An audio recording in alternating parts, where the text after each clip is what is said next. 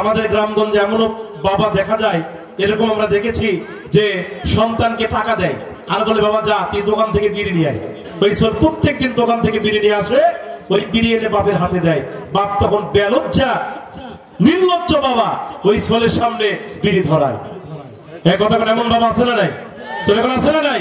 ওই ছোট্ট বাচ্চার সামনে বিড়িটা ধরায়া ওই বিড়ির মধ্যে আগুন দিয়া ওই বাপ ছোট্ট বাচ্চার সামনে বিড়ি টানে। ওই ছোল খেলে মনে মনে চিন্তা করে কে রে আমার বাপ কি খায়, কথা বল না কেন, এর মধ্যে কি স্বাদ আছে, কি মজা আছে।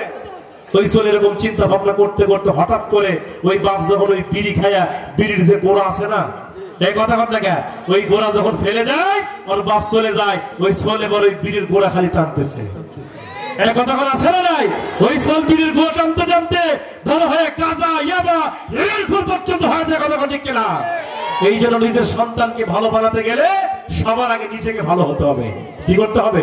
এজন্য আপনার সন্তানদের আদর্শ বাবা হিসাবে, আদর্শ মা হিসাবে যেন আল্লাহ পাক আপনাদেরকে কবুল করেন, আল্লাহ পাক যেন তৌফিক দান করেন। সকলে বলি আল্লাহুম্মা আমিন।